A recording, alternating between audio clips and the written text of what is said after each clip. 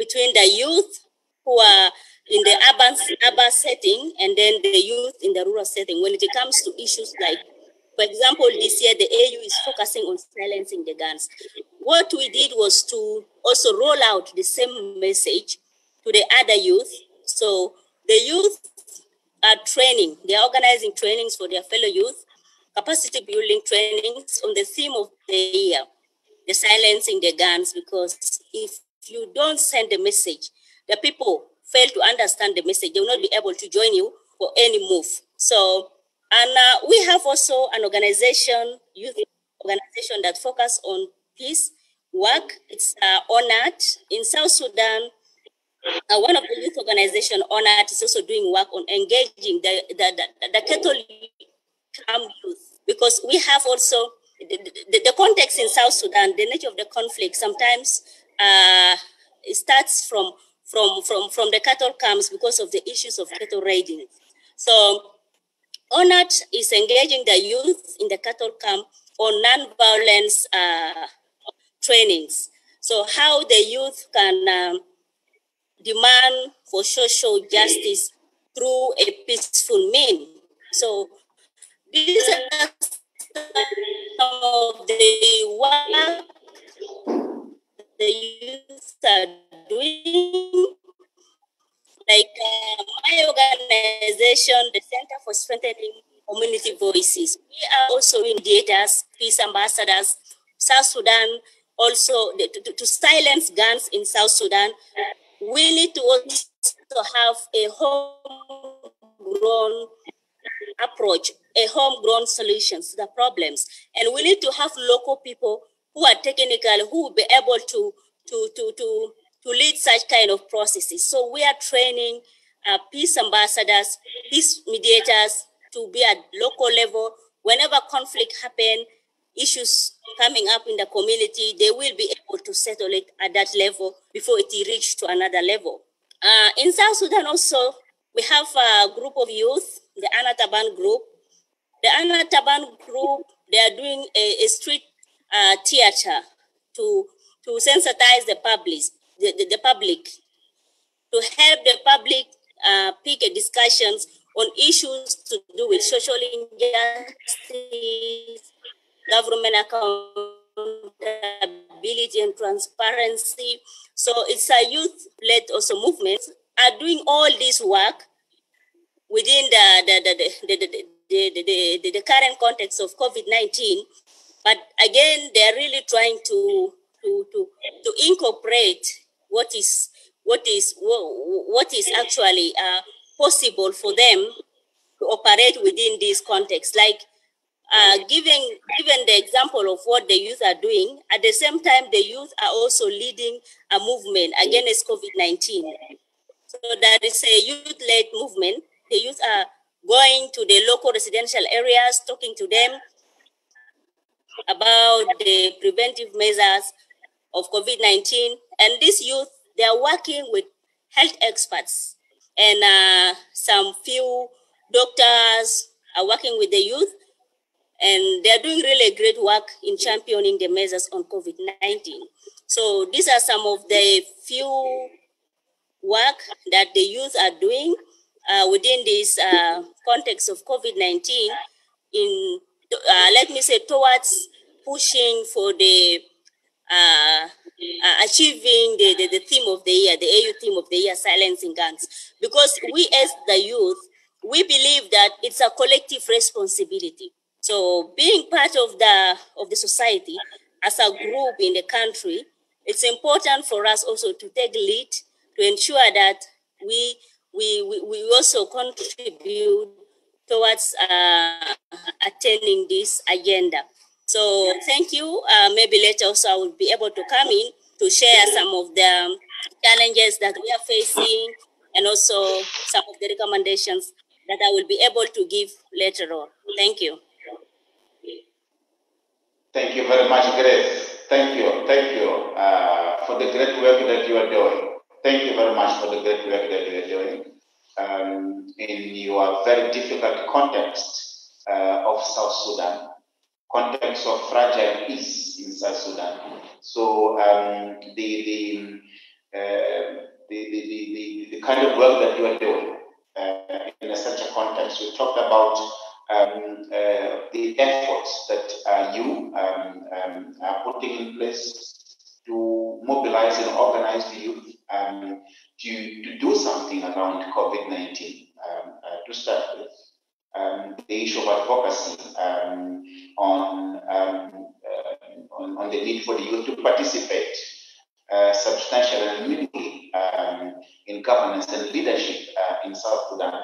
You talked about the youth-to-youth messaging around the theme of the year of the African Union, silencing the guns. So the issue of taking the message to the youth, particularly those ones that live in the rural areas, so far away from Juba, and the messaging around the non-violence amongst the need for the youth to learn to demand social justice using non-violent means. This is key. The issue of you have talked emphatically about the need for homegrown solutions.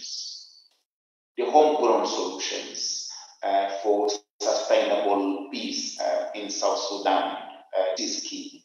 And also, you talked about the work that you are doing in rural South Sudan, training peace ambassadors, also in training peace mediators, who at the local level, at the community level, they will be the ones to address and also to work as early warning mechanisms.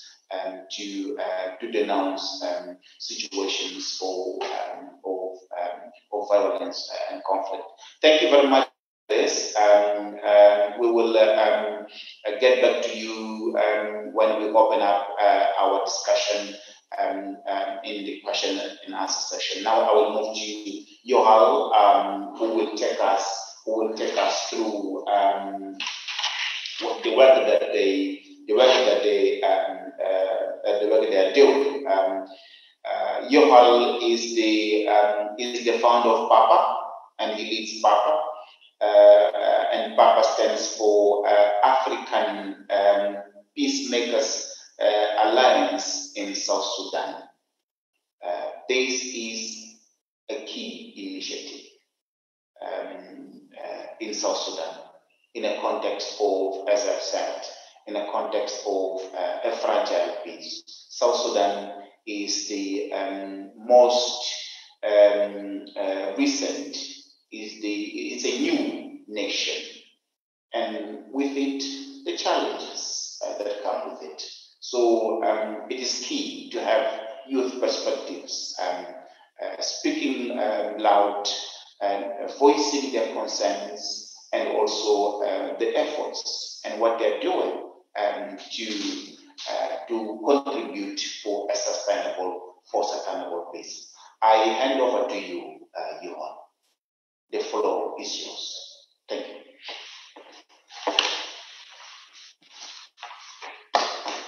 you. Yoal? You want to comment? Yoal? Yoal? Yes. They might be facing technological issues. Oh yes, please. Over to you. All right. Thank you so much. Distinguished participant, ladies and gentlemen, my name is Yoal Gatkuoth. I'm the founding director of Pan-African Peacemaker Alliance, PAPA. It's a youth-led organization, action orientated youth-led organization and grassroots advocacy campaign, focusing more on peace building, youth economic empowerment program, youth leadership, and meaningful youth participation, and also women's and children's rights, democracy and good governance, and human rights education. And also we have a unique program that we are always conducting on interface dialogue. So we are focusing more on interface dialogue, bringing religions together and with the chief and whatever. So it is a privilege to share my thought with you in this corona pandemic outbreak. This outbreak came a threat, to many live in everywhere in Africa. So as a living human being, this virus, needs our composite as one people, as where you are, even with African or the international community outside there. So COVID-19 causing a massive destruction in the world or in the Africa of work today. So it is very difficult, or it is a problem that demands a coordinated Africa response through useful use. And also we are calling for to have to build a unity and solidarity among us as the African. So I thank CDD, Director and Liga for organizing this important Ubuntu Talk. I call it Ubuntu Talk on silencing the gun 2020 CIMI. Being here had my gratitude, goes to healthcare workers and also others frontline youth, staff, and Africa Center for Disease and others regional body who are contributing a lot, giving us a tip to protect ourselves here during the corona time.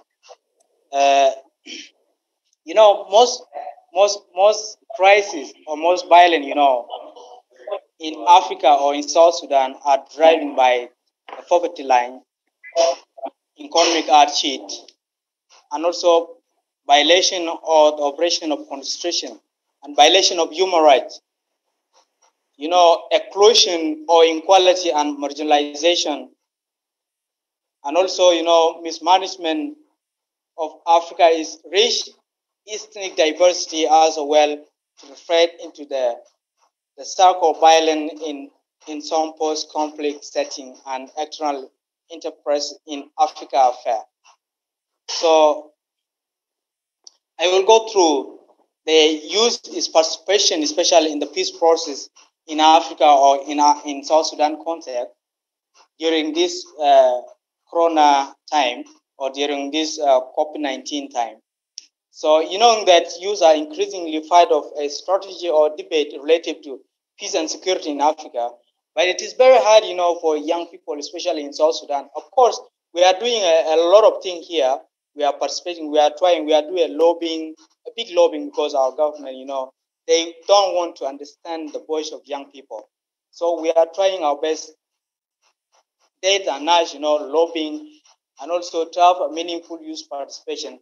And also the greatest news is we have two representatives who are representing us in the constitutional amendment process. So this is very good news for young people in South Sudan. They are working hard, and to get or to knock the door, to ask the government, to let them go far in the implementation process. So when you see here, as in terms of PAPA, we participate in, especially in the COVID-19 process, especially in the IDP camps. People who are in IDP, it is too congested, it's too crowded. So people there are, even they're thinking, or when the COVID-19 came in, it was a kind of panic. People are more panic at that moment. So we gave awareness, we gave some kind of tip to them, and also due to the lack of resources even in our side, it is quite challenging even. So second to that, we have a group called South Sudan Youth Fight Against COVID-19. It's a collective of activists youth who came up together, to organize and to give awareness, as the Grace mentioned so earlier. So it is really even a fight of work and fight of that team. So we are working hard day and night, to sensitize the community. And also we use radio talk show as our, as the key, to reach the people who are there. Actually, we are in the grassroots area, especially on Radio Moran and also at radio. So it is very difficult. We use even we try to talk in our local languages because we have more than like 64 tribes here in South Sudan, so it is quite a big challenge. So regarding on youth participation in peace process, especially in South Sudan, it is quite a bit hard for young people, to claim their rights here in South Sudan. So because most of the people who are over there, or most of the storehead who are over there, it is tough, to understand young people, especially. Even there are a lot of stories, they undermine young people, their potential, whatever. Yeah, it is not your time right now, so your time is tomorrow. So this is our time, whatever. So that kind of, of mindset are there. So regarding on this issue, there is a rung of circumstances that may push young people, to actively engage in a conflict, that. So adoption or lack of opportunity in our context is a real quite challenge. It pushes some people, to go to take arm and also participate in that. And also we have lack of inclusiveness. There's a lack of inclusiveness, in our context here. It's very difficult even. For example, those who are in Greater Afan, who are in the warring zone area, it is very tough, Even the thing that we have been doing here in South Sudan or in Juba, it is very hard, for them, to get reach, to get the access, to the peace process. Even the peace document, they are not aware about it. Even anything, even the framework that we are doing right here in Juba, it is very hard a bit. For example, they are engaging in intercommunal violences, so it is difficult, for them to reach them easily or to whatever, due to the lack of resources, due to the lack of inclusiveness within the Article or in the peace process in our country. So, and even is post, enrollment in an army group, an example of external push factor where deep hopeless are there. So now most of the people, they're hopeless, they want to go to join the arm. Most of the young people, they want to go to arm and whatever. So it is quite a bit challenge, for them to reach out there. So as I see, there's no financial support, there's no even social prosperity for the future, and even a big marginalization are strongly contributed the factor to drive young people, to participate in the armed conflict. So, for example, I will share, because there's a poor peace. That poor peace, if we are really intended, to bring peace, especially in Africa, we must to empower young people, to come up with good idea, with good initiative, or also to support the youth-led organizations who are already there.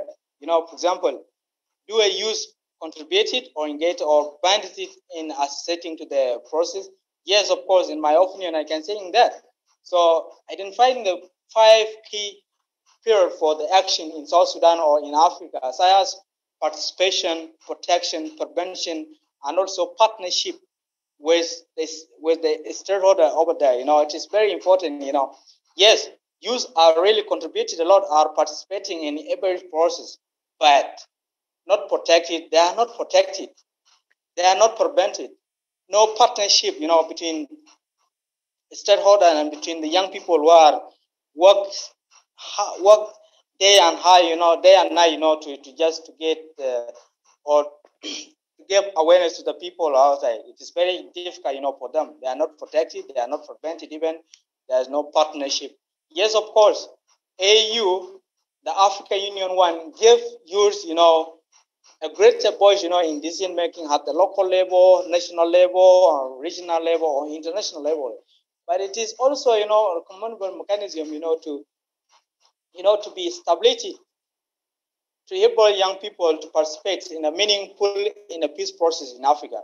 For example, do we have a many platform? Do we have a resource to support young people? No, we don't have such kind of thing. For example, yes, of course, you have a plan. Like, I have this, I have that this year. And also, AU are not pushing the member state, to support the useful use or youth organization, to participate actually in the peace process. For example, in South Sudan in general, I can say it should carry out, a progress study on the youth is positive contribution to the peace process and conflict resolution. So here, it is very tough, it is like a gender. For example, gender in our culture, sometimes people call it taboo. People don't want even, to talk about it more. Same to here in our context. Honestly speaking, young people here in South Sudan, they are not even participating in the media on what if you write something which is really targeting government on whatever, it is very difficult for you, maybe they were going to just to contact you, or they're going to just face each other with them, it is quite a bit hard, So if we really want to participate in a peaceful manner or in a peaceful way to make Africa great, I hope, there is progress reporting there to provide a number of specific recommendations based on our concept, and also to summarize them in a three. They summarize that kind of thing in the three major imposing strategy. First, there should be a crucial investment in young people's capacity, agencies, leadership, and also through substantial funding support. Networking, building like capacity training, and also secondly, system which and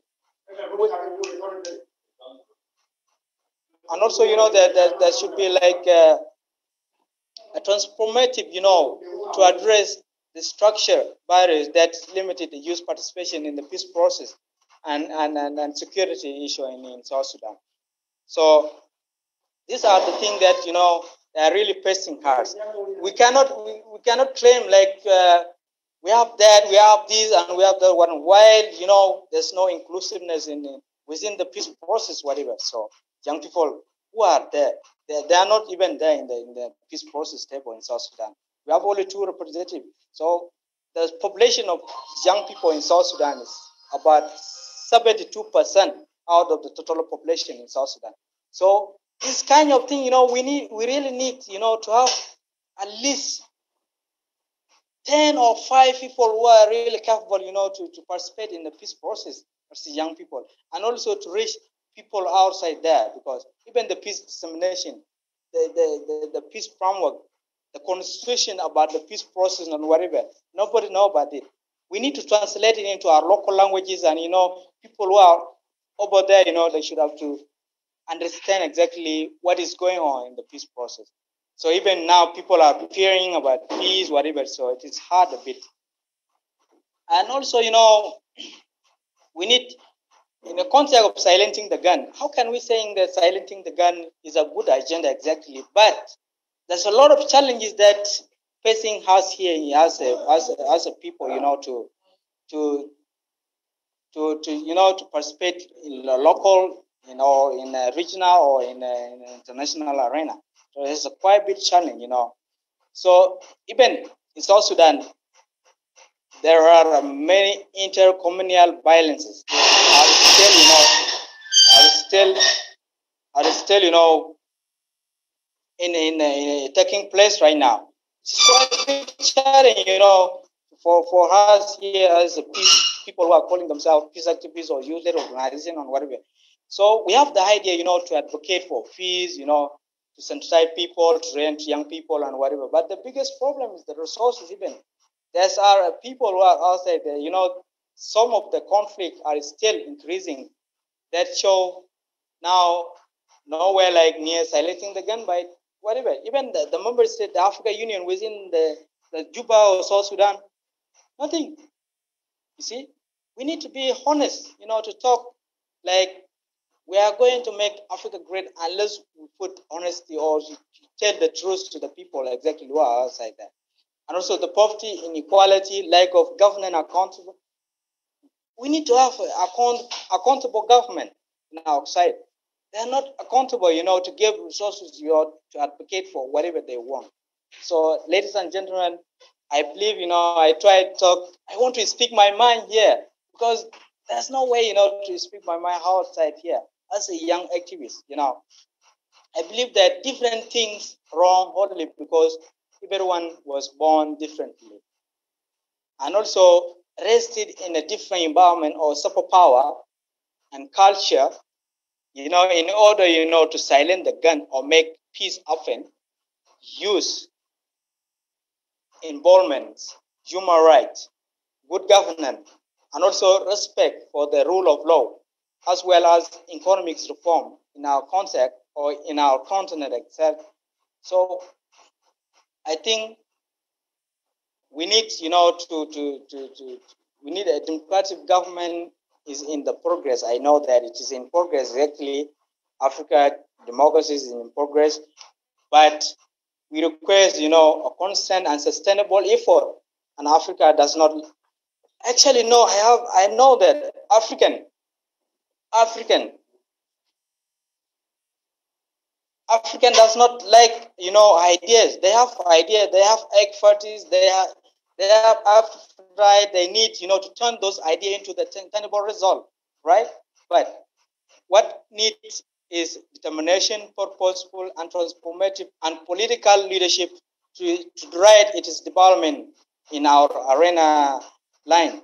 That we should have to make, in a kind of, we can say, yes, we are here. Even most of us, young people, they don't know Agenda 2063. They don't know Africa Union national anthem. So we need, to advocate for solidarity, to advocate for African that we all want. Instead, to focus on the little thing that make us, to push. So give young people a chance, to work hard, give young people to know that. So I hope young people are working hard here in South Sudan. They are really brilliant. They are really brilliant people who are doing their work efficiently. They advocate for Corona. They advocate for everything, even. But it's still, their voice is not there in the high level. In the government, in national level, they're not there. Still, we need, to claim our rights exactly. So that's I want to share my thought in this. So that's why I think that I really want to speak my mind outside there, because this recommendation that we are really giving as African, our contribution as youth and stakeholder, it will just impact our country and make Africa great. And also here, 2020 is about to end exactly. We remain with 3 months or 4 months. So, is there any? Do we silence the gun exactly? Is it there? Still, you can see in Chad, you can see in Sudan, you can see in South Sudan, even in other countries, in Somalia. What are, things need to be addressing exactly the things that are really affecting us.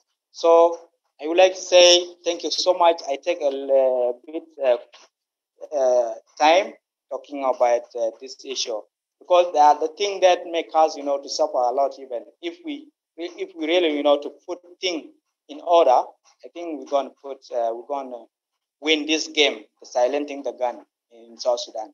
Disarmament is still, there's a disarmament problem now in our country.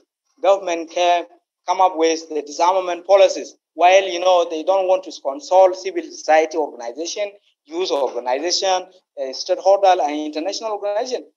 They fought with the civilian, with the youth who are in army. They fought, right? So we need to come up with, with the strategic plan that with the resources, because youth over there, they need just a space for them. Even they need opportunity. They will give us their gun. In this case, to force them, like bring the gun by force and fight with them and whatever. So those are the challenges, that are facing our peace process in South Sudan now. A lot of delayment is there. It's really, quite challenging. Like intercommunal cattle riding are fighting each other and whatever. Government at this and in the other side demanding, like, bring the gun, disarming the youth, forcing the youth, to bring that kind of whatever. So it's really hard, for us, we need to come up, we need to advocate, for Africa, for the Agenda 2033. Yes, of course. In other hand, yes, silencing the gun is working, but in other hand, it's not working in South Sudan, in our context now. So thank you so much.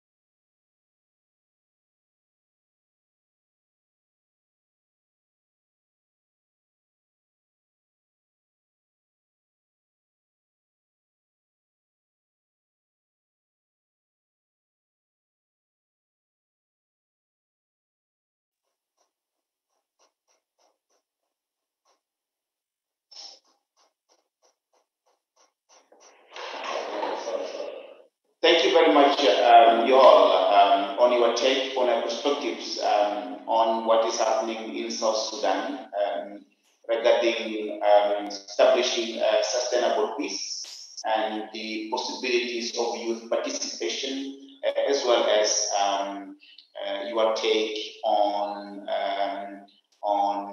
African Union's approach in regards not only to South Sudan, but in regards to youth participation in that process. You have talked clear and loudly about, in your view, that there is some sense of hopelessness amongst the youth in South Sudan, but throughout the continent. The lack of meaningful mechanisms for youth participation in South Sudan and throughout the continent. The lack of adequate framework for the youth to meaningfully input on governance processes, including the peace building.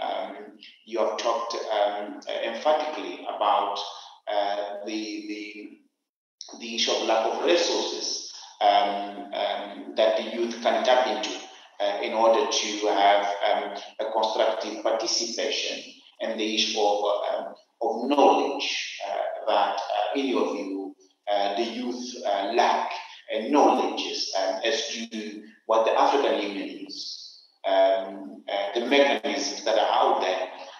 You have also talked about your own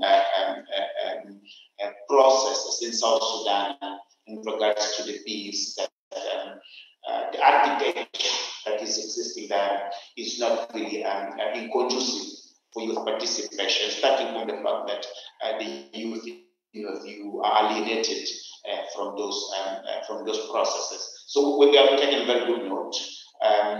We will come back to you in the question and answer session.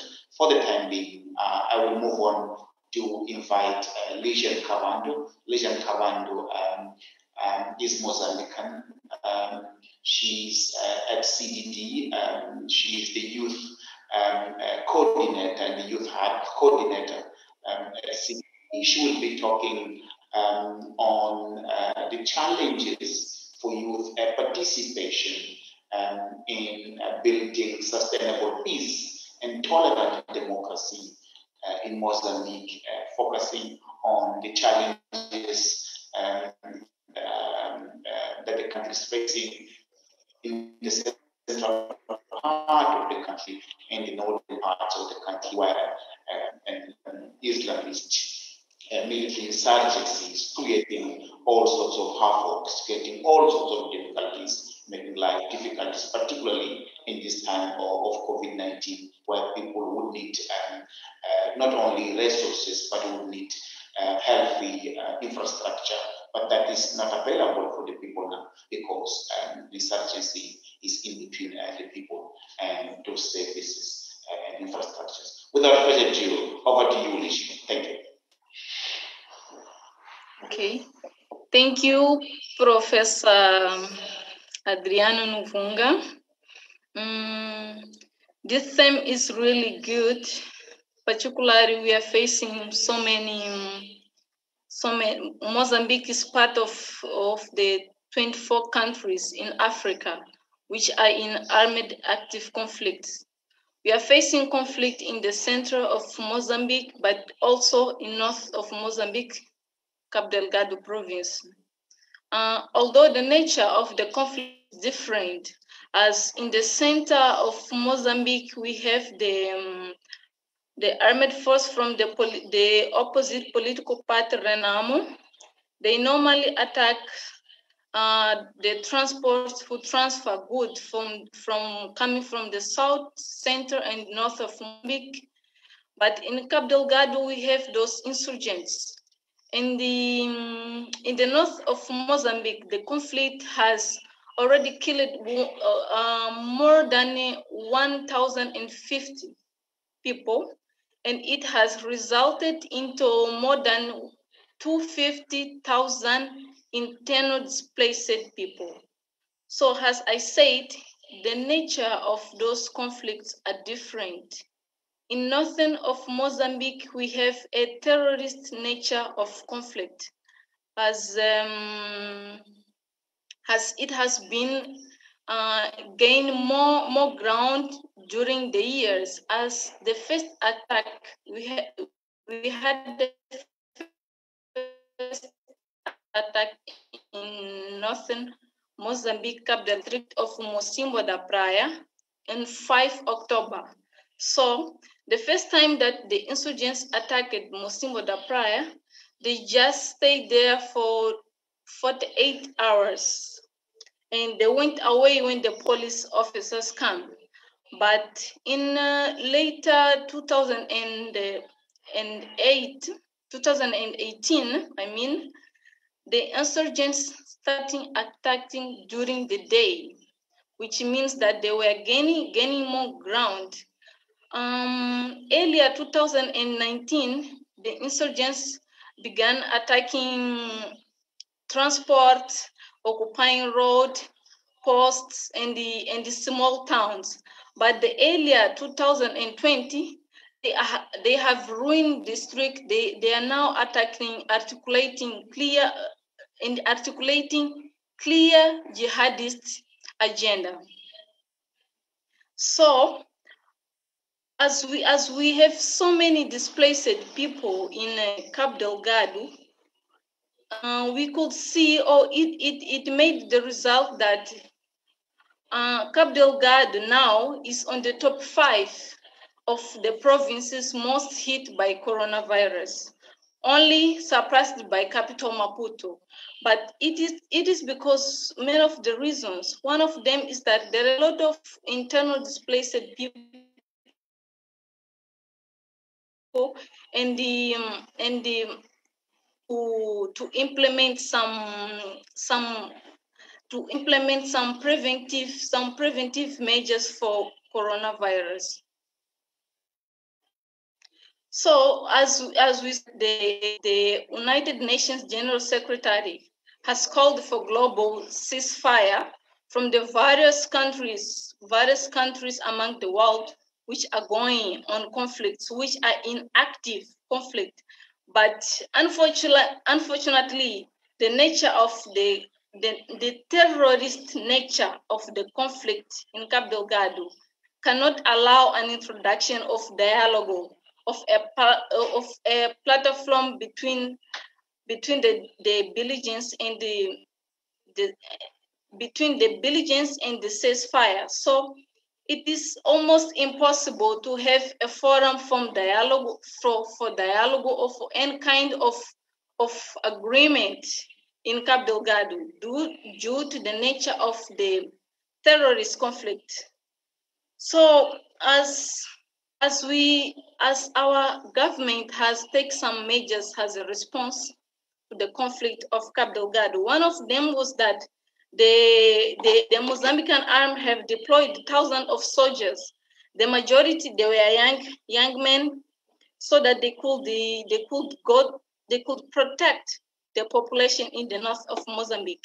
Well, this is a good effort, and we should admit this. It was good, but unfortunately, it didn't work, or this effort didn't work. It didn't respond as we expected, or as the population also expected.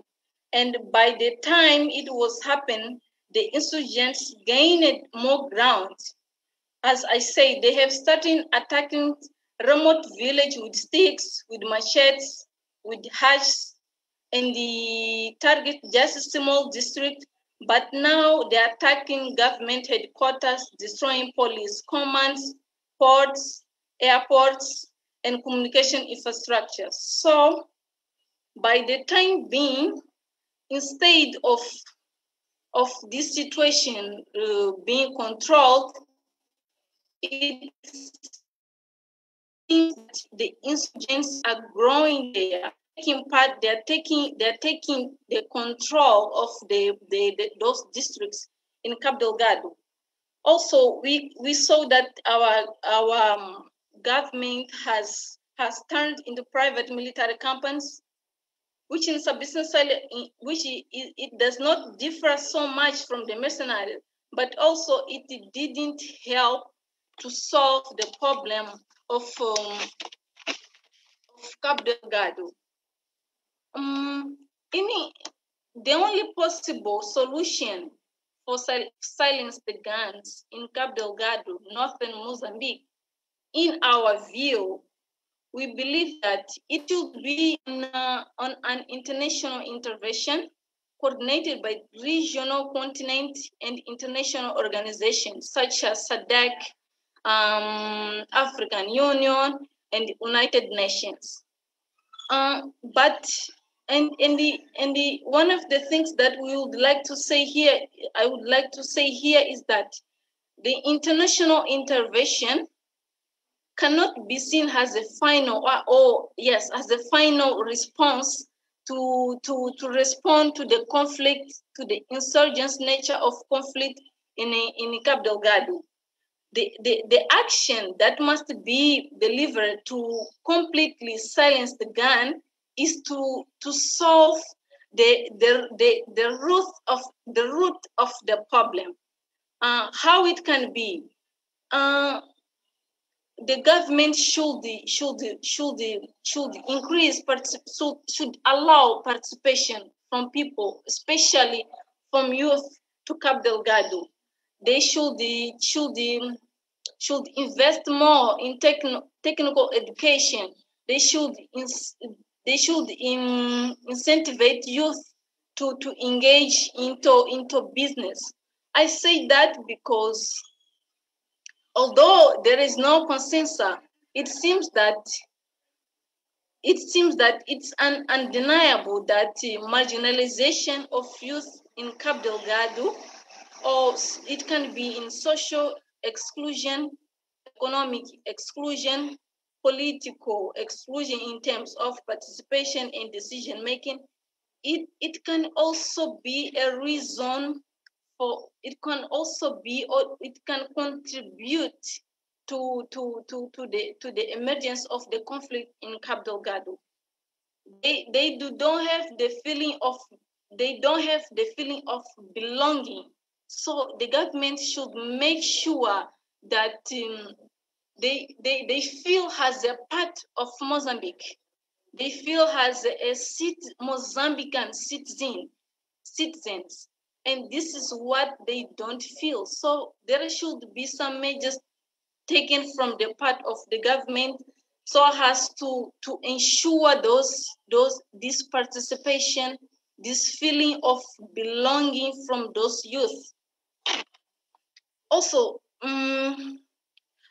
as I said, the international intervention should not only be the definitive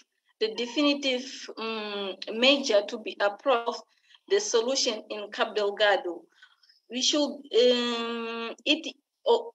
of course it is a measure that should be taken to allow that the development youth program in various spheres of life can be taken in that life. But the principal measure that should be, the principal aspect that should be addressed in Cabo Delgado is the issue of participation, the issue of belonging, providing services, providing education to those people. As we know, through the mega discovery of resources in Cabo Delgado, the people had a hope that their lives could be better, but it didn't happen. It was like unmet an expectation. It led to this feeling of not being citizens, of not being part of the program of the country, of not being in the agenda of the country. So this is what we recommend to the government institutions, that there should be programs especially for those people. Of course, the opportunities that they have it differs from other youth which are in other parts of the country. They are in a conflict situation, so they need more attention than others. Concerning COVID-19, one of the measures that youth in Mozambique are taking is we have this movement called Cabo Delgado também é Moçambique, or Cabo Delgado is also Mozambique. So youth are making this movement, are advertising, making messages of getting an approach to solve this situation of Cabo Delgado by not going through violence. We have seen so many news that many youth in the north of Mozambique are being recruited from those insurgents to join their groups and to make a disorder. So they advertise the youth not to engage into this, that the problem can be solved peacefully. They also help youth in different aspects, like social aspects, support, food, shelters, and so on. But we also have in our program here in CDD Youth Hub concerning COVID. We made so many division of information in very different national languages to tell people about COVID, how people can prevent COVID, how people should behave, because as we call this is a new normal. So this is a new way. There are new manners that we should approach. So we have made several videos and audios, and we made the dissemination among the country. So we in Cabo Delgado we also have churches which are helping the internal displaced people in food, in places to sleep, in shelters, and so on. Generally, I could say that in order for all those things, for all those issues to be taken into account, it can only be taken if we silence the guns. But gun maybe cannot be enough in the situation of Cabo Delgado, because it should be there. We should silence the gun, but we should solve the problems in the root of the problem. As we know, there are several issues in Cabo Delgado. Cabo Delgado is a place where they now they have got so many mega discovered of resource, but those people are not seeing, they don't see any change in their real life. So the resources are there, the industries are there. So what the population is getting, they're still poor, they still have no education. Their sons and daughters, they still have no job. They still don't participate in the economic and social and political agenda of the country. So the government should take it into account, because it might be the root of the problem in Cabo Delgado. Thank you for listening, and this is what I brought here for our discussion.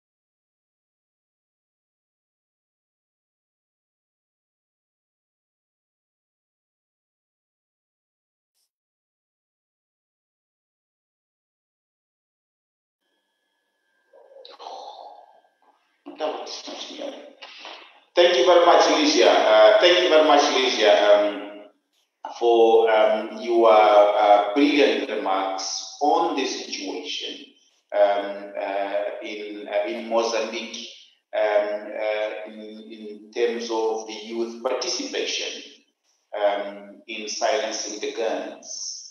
You have said Mozambique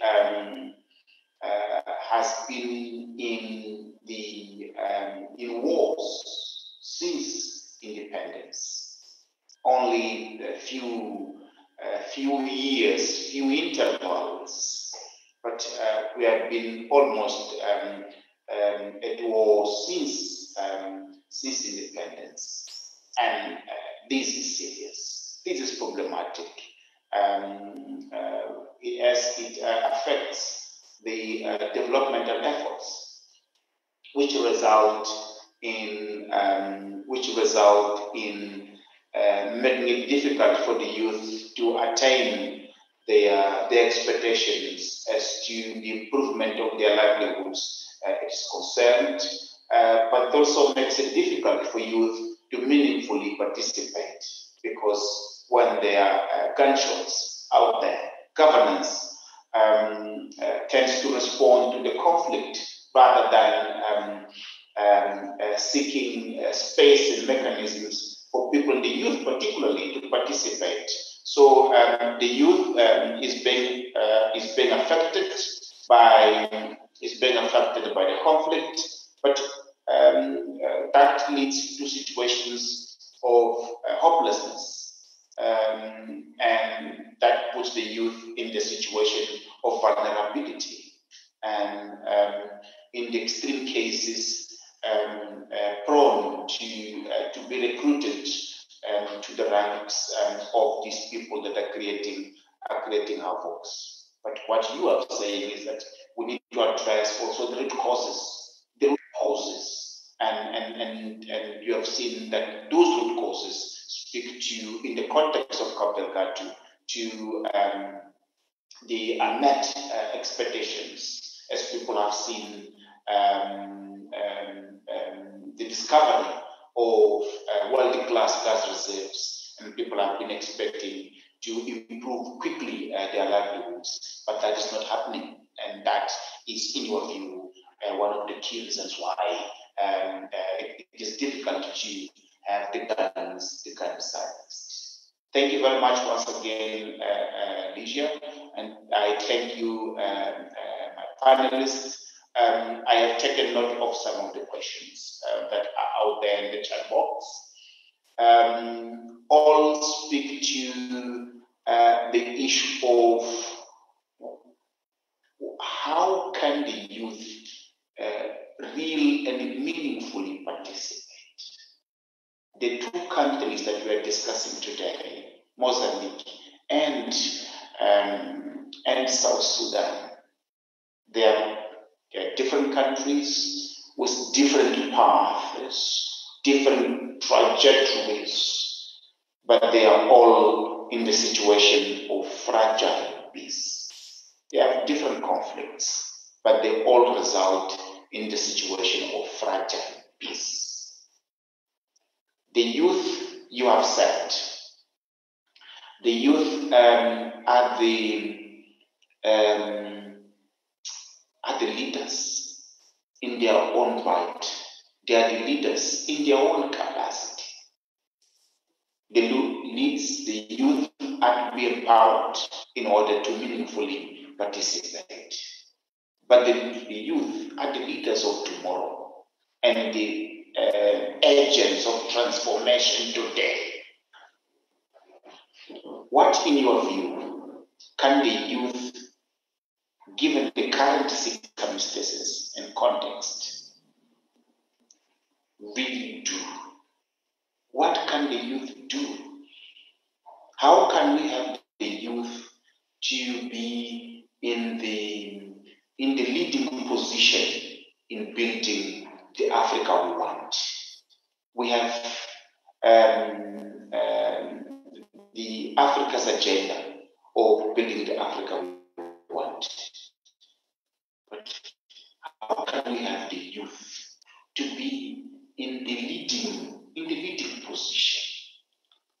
can that happen? Tell me. I will give 3 minutes to each of you, starting from Grace. Grace, tell us, what can the youth do? You have talked to what the youth is doing in the context of COVID-19 pandemic.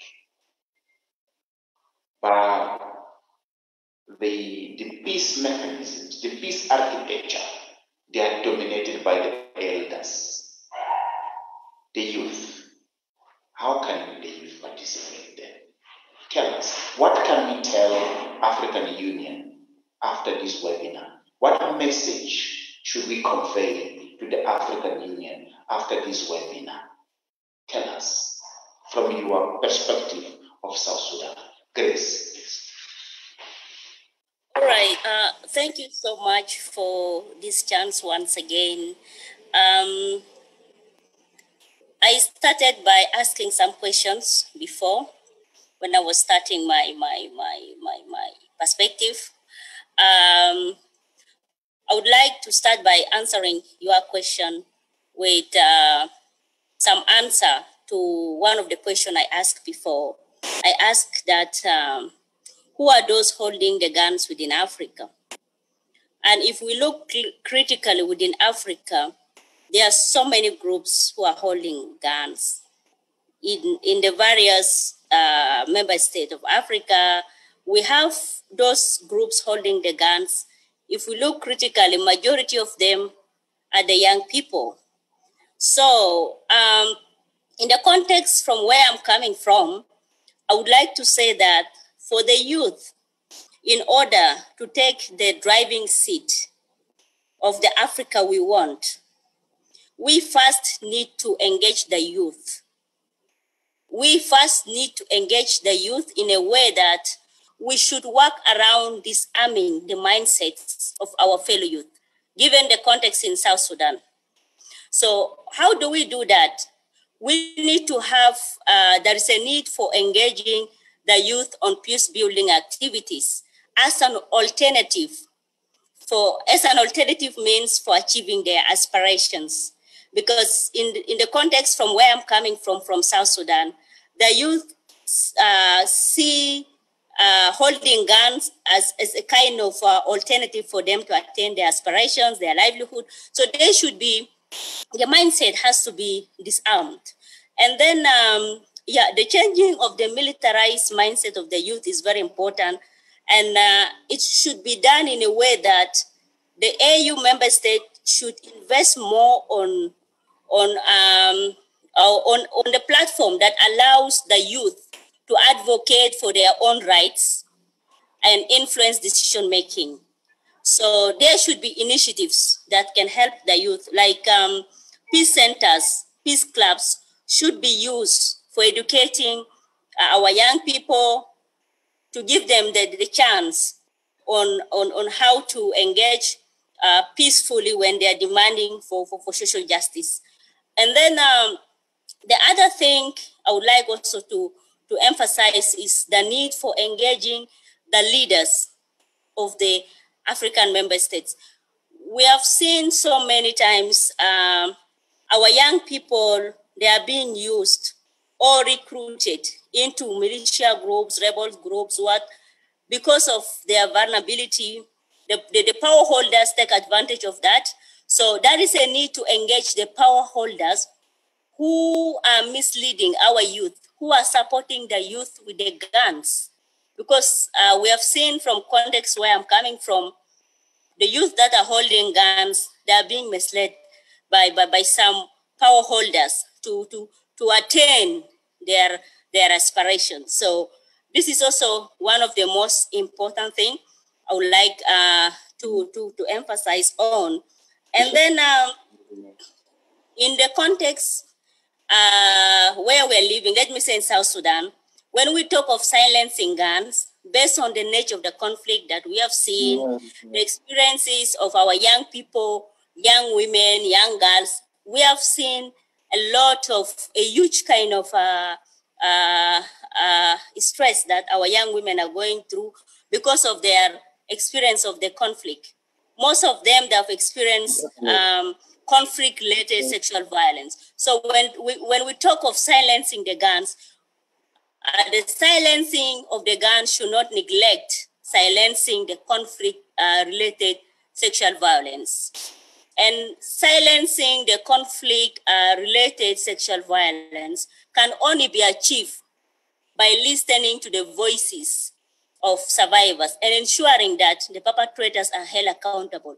So this is also another perspective that I would like to give to our AU member states when it comes to the agenda of the theme of the year, if we really want to have some progress, because I know we are almost ending the 2020, and with the COVID-19, much has not been done.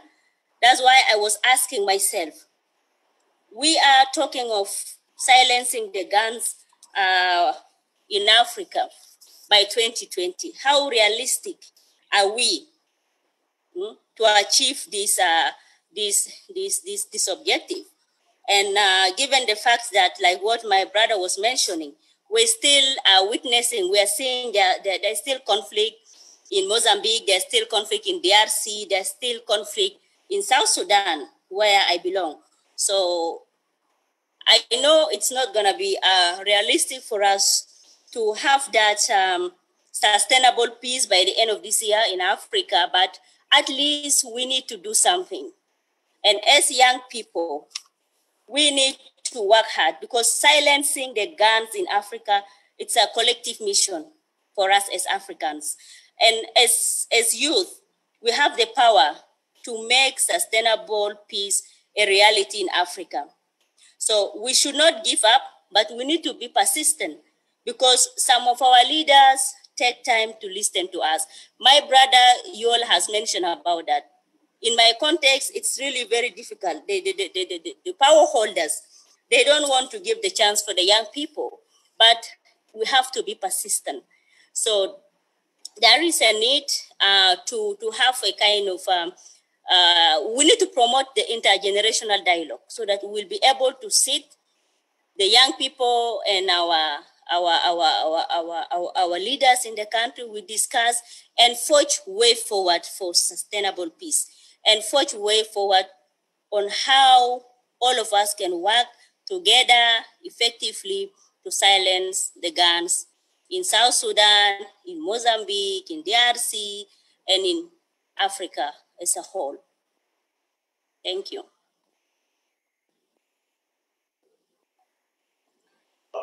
Thank you very much, my sister Grace, for those comments. You have made interesting points. Let me recap. One, you said, and I've taken note. We need to discuss serious and courageously on those who harm the youth. So it's not only about discussing the role of the youth in silencing the guns, but it's also serious and courageously to discuss who are those that are equipping the youth with guns. We have also talked about the need to promote an intergenerational dialogue. In your view, if we are not doing this, we will not achieve by the end of the year a sustainable peace in Africa. Taking good note, I will move, and I will invite, before I hand over to Yoal, I will invite Darcy Tanzania, who has just joined us. Darcy, you have 3 minutes. Darcy. Thank you. Can you listen to me? Yeah. Okay. Thank you, Professor, for giving me this opportunity. While you were talking, I remember the book entitled The Outcast Majority, written by Mark Summer in 2015, and maybe linked to this thematic which you are discussing today. It's very interesting what you always said before, and I think that it's important to be discussed widely. But I think that for me, the big challenge is to analyze the thematic for the point of view of peace, because I think that it's very difficult to discuss about slicing the guns without peace. We know that the guns don't allow us to have peace, but maybe now it's important to change the topic, how to find peace and not only to silencing the guns. In my point of view, maybe we have to discuss how to amplify the peace. Yeah, because we know that we have many problems in our continent. It's clear, we can see, but how to amplify the peace which we have today? I think that we can try also to think about it. I say that because I think that today we have another type of guns which are killing us as young people. A lack of opportunities, hunger, poverty, and youth unemployment. I think that these are our guns today as young people in Africa. But my question is simple, and I would like to address to Yoal, when you were talking about political participation as a possibility. My question is how to use, for example, social media networks to improve this process in our continent today. And thank you once again for giving me this opportunity to share my opinion with you. Thank you.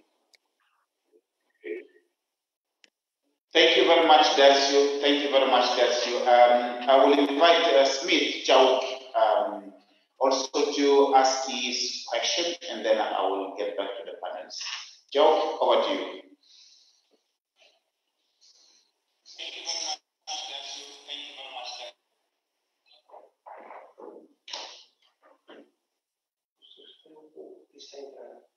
Okay. I believe that Chauk is still trying to connect. With Chauk still struggling a bit to connect, I will invite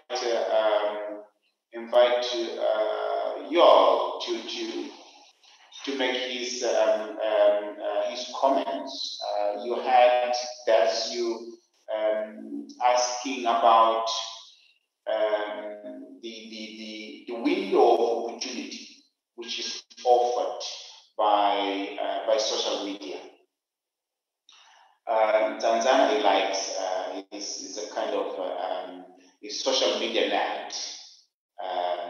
So he always thinks in the framework of how we can use social media, and I also support that view. I agree. As you know, you see now, we are using social media platforms to engage the youth continent-wide and global-wide, without really control from those who try to make to take hostage of freedoms and rights of the youth to participate. So the question that he's asking is, how can we take advantage of that? So yes, Yoal, take us through.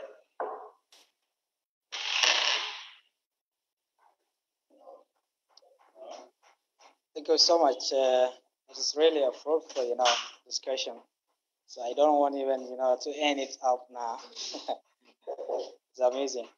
Actually, in our context here in Africa, it is very difficult, to advocate. What is advocacy, by the way? If we really intend, to change our mindset or to change our narrative here. So, mean different things to different people in a simple way. Different things to different people, that.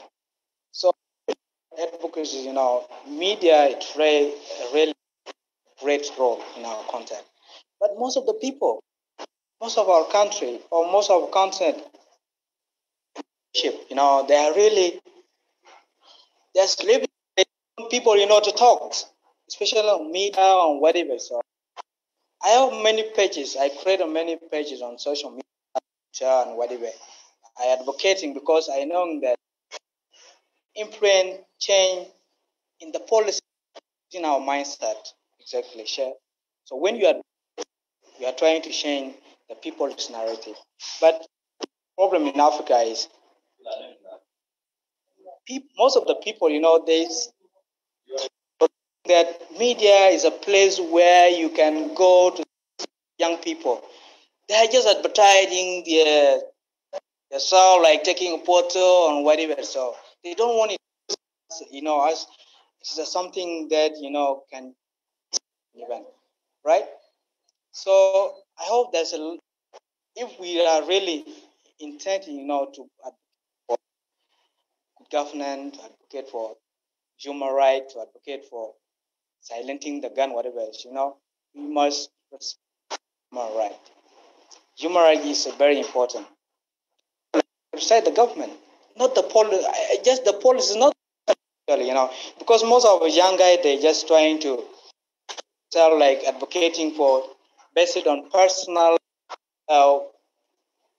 issue. Like if, for example, in my country, my honorable Salva Kiir, if to advocate, or for example, here in our country, I should go to just with personal issue on whatever, not that advocate. So I totally agree with my brother. Social media, it has really, I can even rate it like it's a 99%. You can change the government, or you can change the people's mindset. So there's no problem in that. Even in that way, to go ahead and social media, and play it moral. But most of the people, or the government in Africa, they don't want to protect people, young people who are working hard, advocating for good and whatever. So I have some issue, because every time, even I stand up and I asking myself, what we the people in our continent taking the outside, like our technology is still not 100% cool, even our education system, even our healthcare, even our resources. So I think AU should have to play a great, in empowering local people who are, I'm very sorry hearing about Mozambique, people who are living in IDP camp, a lot of rebels, whatever. So what is actually as African? But for me, if we have a more coordination among different and grassroots people, especially in our continent, I think we should have to know that exactly there should be, rateable on that in that way, and to form a global or regional campaign. That campaign, should go to should have to reach the 54 countries to the grassroots level. We don't have that. Now we are fair trade. We are talking about free trade in Africa. Can we actually, implement that? Look, the scenario in Chad, scenario that often in Sudan, in Mozambique now, in DRC, Congo. I think that there should be at least a harmonized way, people should have to come together and think are really good. So I think organize ourselves, to come up with a good form to our national body. I heard that I know that exactly, for us, but they are not there, to open, right? Look at the Africa Union. There's a resource, right? There's a people who are there who want, to make Africa great, exactly. So, helping to respect a really call those of Africa Union, if the state of the Africa, example, we need, to have respect a rule of law first. After that, if we respect our constitution, respect our human rights, the international human rights, I hope there should be no problem on our journey, silencing the gun. Next to that, I think social media, we need to use it as a tool for all of us, to advocate. But there are some people who are labeled. For example, in our country, it's very difficult, for them. Even the radio, the FM, the national television, they are not reaching there exactly, into the grassroots level. It is quite a bit challenging. How can we going to advocate for them to talk in radio or whatever? We will not reach them here. Of course, for people who are living in urban area, it's quite a bit, they understand what exactly.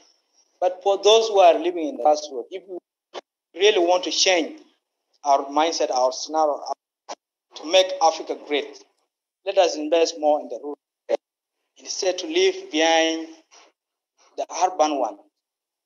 The youth who are over there, they are hopeless. The only option for them is to take arm and protect themselves, to hand, to go and find themselves food. So I think those 4 P's, they are very important. We need to have participation, partnership, So within that, we should have to come up with a brilliant idea that we can go to the grassroots area. So people who are it's very easy, it's very easy. If we have the resources, if we have a good governance in place, so it is very easy now for them, to mobilize them and whatever opportunity, give them businesses, give them whatever they want, give them to expose themselves. So I believe exposure, in our context is quite a bit good for us. For a platform that all of us, go there to advocate. Africa Union is an institution. It is like our institution, but it is our a trustful that everyone should go and complain. I think the one word that I really take from South African political, the guide Malema, it's really talking about Africa. But no people are just trying to understand exactly Malema, who is he? And he's saying that Africa is a group of whole people who are protected. Right? So, are we going to saying that exactly is a group of people who are? No, we cannot leave them. Right? We need to tell them exactly. Let us pray. I think let us take media as the key, the cornerstone for our journey. Let us advocate. Let us organize such a webinar that we can translate them into our country. Even the thing that we in this discussion, let us go, to the people in our office, in our institution. Let us change. Let us engage. Sister Grace say, intergenerational dialogue. For me, intergenerational dialogue is the key. To engage the whole people who are to engage our leader exactly. Because when you call them, dialogue in a simple way is that those who are in the high age and those who are in the low age, you should have to bring them together and talk about ideas. So, and also let us be radical, and to claim our rights as young people, because marginalization is there. So let us pray. And I hope we're going to discuss more with Sister Grace John here in our context. I don't see exactly, but I hope we're going to meet very soon. Thank you so much for the. Thank you very much. Thank you very much, Yoal, for your comments and remarks on the need for the youth to not wait. Social media, it enables the youth to take the leadership, to take their own agency, and be that agent of transforming their ecosystems of governance and find ways of meaningfully participate. The possibility that we have today, the social media, I think that should be seen as you have clear and loudly said, be an important tool which not only it enables the youth to participate, but enables the youth, it enables empowerment. It enables young people trans-border to connect, to work together, to strategize on how to have lawful impact on governance. But it also helps the young people to understand the existing mechanisms, the existing regional and continent-wide governance architectures, and how they can participate in those. I think this is the key objective of this series of webinars that we are starting on the youth perspectives across the continent to hear, to get their takes. So you are absolutely right. But that is also an objective to start a constructive intergenerational dialogue. A constructive intergenerational dialogue in order to harness the opportunities and the spaces that are out there for the youth to learn from the elders while they exercise their agency. So I think you're absolutely right there. And the experiences you are sharing from Sudan, from South Sudan, from Juba, where you very much focus on the need to not to leave anyone behind. But in order not to be left behind, the youth, they have to take their agency, to participate, to tap into the existing opportunities for empowerment in order to participate. We know that the African Union is listening, is participating, and they are taking notes, and then we will find constructive mechanisms to engage them, to input in the ongoing African governance mechanisms. We have Emeritus Professor Mohamed Saleh here. I would like to invite him to say a few words, make a few remarks. Professor Mohamed Saleh, are you there?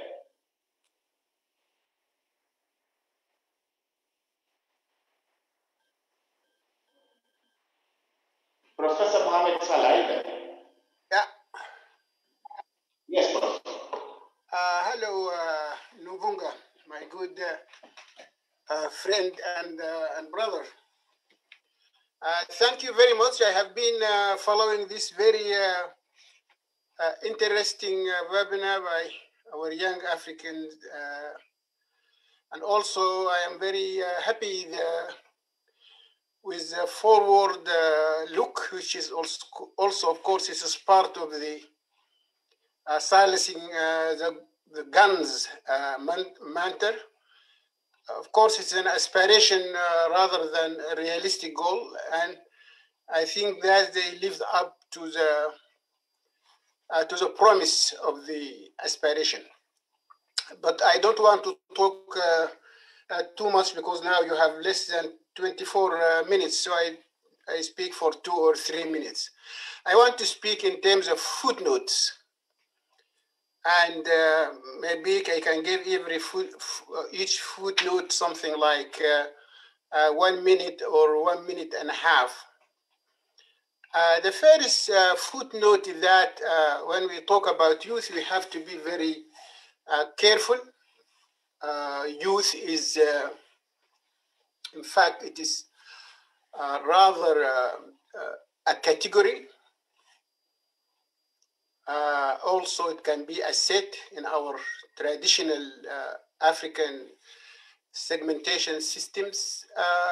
It can also be a group of people who within a certain age bracket. Now, the implication of this is that youth is highly differentiated, and the impact of COVID-19, both in terms of silencing the guns and COVID-19 and silencing the guns, is two major themes of this webinar. It's also differentiated in terms of gender, but also in terms of class, and also sometimes even in terms of region. If you come from a region that is very much in war, and you come from a different region within the same country, which is peaceful, well, it is whether you are from Maputo or from Nabula or some other parts of the north. Of course, geography also plays different roles in the youth and the types of interventions that we need in order for the youth to be engaged. So let us keep that in mind, because I know that we have Mr. Gatkuoth. He must be a relative, at least of two of my old friends, the late Peter Gatkuoth, and of course Gatkuoth, the minister of I'm not sure whether he is still, but the minister of oil and minerals in South Sudan. So a youth like him and another youth, of course, their responses to COVID is different. So we have to be very careful to make these responses very highly differentiated. My second footnote is as follows. There are two contradictory tendencies as far as the youth is concerned today. One tendency that Professor Nuvunga mentioned it in response to the question of youth and the media and the role of the media empowering the youth. We see, for instance, in the case of the Sudan, that we have liberation movements in Sudan since the independence of Sudan, of course, until today. And even with today, we talk about peace in Sudan, it's only partial.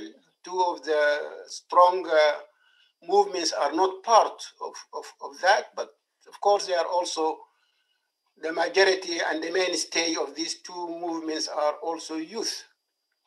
So the tendencies are like that. While in Sudan, the young people, unarmed, their slogan is peaceful, and their aspirations are peace, and that is equity and justice.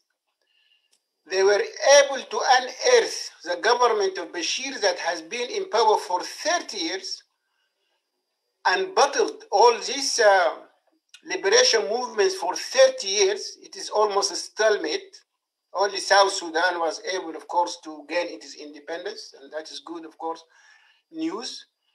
But the rest have been battling the government as long as the liberation in these areas of northern Sudan started, and they failed.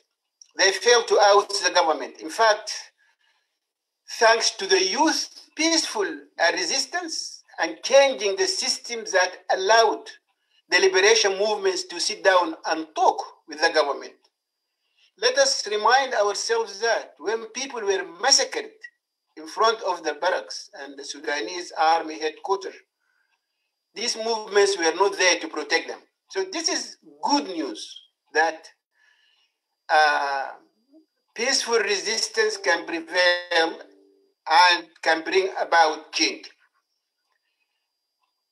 This, you have to take this against, that's why I said contradictory. Contradictory in a sense that now in Africa we have what you call the revolution of the youth. I recall the young researcher from your institute who talked about what is happening in Cabo Delgado in Mozambique, and she talked about these unmet expectations. And the revolution of the youth, to a very large extent, part of that unmet expectations. And COVID-19 will, in fact, push them further because it will impact on the levels of economic growth. There will be a turn down and decline in our GDP growth. The pie is going to be much smaller and have much less opportunities for everybody. And as those young people have clearly talked, the youth, again, probably, we are not yet there, but I say probably the youth are going to be neglected. Their anger is going to be heightened, and probably they will create ungovernable spaces within our region, and probably most these ungovernable spaces are the spaces that produce the bulk of the wealth of our countries, like Cabo Delgado and others. And also in South Sudan, if you look carefully, in fact, the insurgencies and the war, it took the brunt on the most productive areas. The Sudan is the same, the areas that produce the gold and the oil and so on and so forth. But also we notice that, and that is my third footnote before I go, there is now an intensification of land grab because of the change of the demographic of the world and this large increase of the population. We see that food prices are increasing. There is high demand for raw materials. There is more and more land grab institutionalized by our governments. This means that even the youth who is very well educated and graduate of agricultural colleges and so on and so forth, and who do not want to go to the towns, they want to go and start their farming, modern farming. If you are a farmer now, as part of the agro industry, you will make more income than 2 or 3 people like myself who are professors, and you will be self-satisfied. You are not at all worried of the government to lose your job and so on and so forth. So this tendency of competition over land, the world is hungry for raw materials. The food production is increasingly not sufficient to satisfy everybody in this world. The youth are going to be part of that. And this will bring a very bad contradiction. As more land is taken from the local communities, the more youth are forced to migrate to urban areas.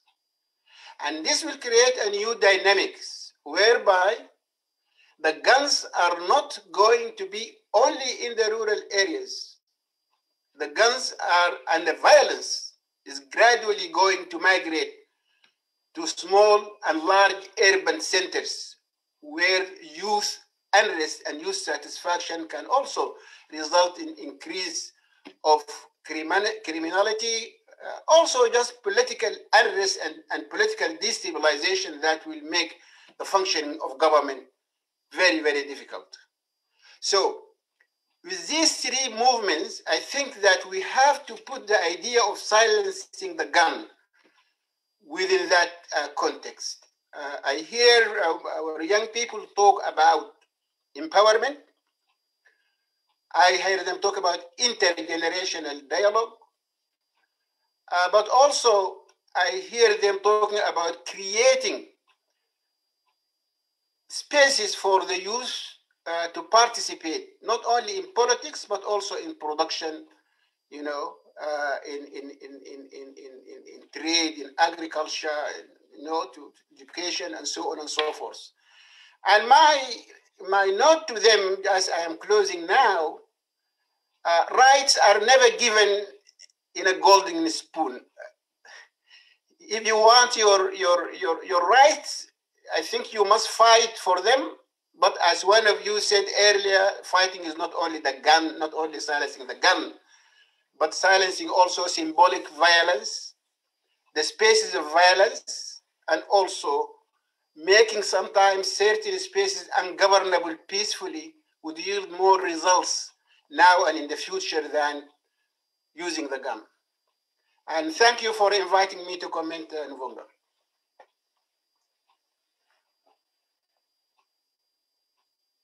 Hello. Thank you very much, Professor. Thank you very much for those seminal comments.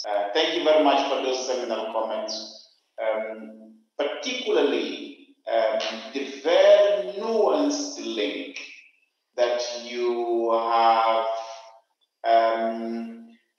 skillfully made between the impact of COVID-19 with land grabbing, food shortage, and the fact that this will lead into a situation where the guns, the shots, will not only be heard from the rural areas where most of the land grabbing takes place, but also it will migrate with unhappy youth to small towns where the youth will migrate to, and this will result in further areas that are difficult to govern, with ungovernable areas, and this is problematic. So this will create a vicious cycle. But in order to stop that, the youth, it has to take the edges, but obviously in a more cautious, in a more constructive way. You have clearly and loudly given the example of South Sudan, where persistent and resilient peaceful demonstrations by the youth have borne fruits compared to the liberation movements that have been fighting the establishment for almost 3 decades. So you have concluded rightly, and I agree that although the rights and freedoms are not given in a golden spoon, but that it needs to be in a peaceful context. But you have made a particular in your third footnote that violence is not only about it's not about the guns, it's not about the shots, but it's also about the symbolic type of violence. It's about eliminating all sorts of spaces where violence takes place, and that it also means fighting gender justice. It's also speak to making the intergenerational dialogue real and meaningful in order to impact constructively in all ecosystems of governance. Failing in doing that, it will mean failing in contributing significantly to our aspiration of silencing the guns by 2020.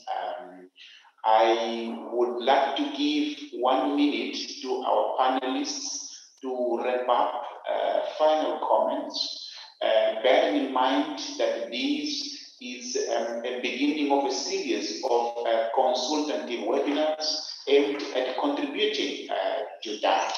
So we are taking stock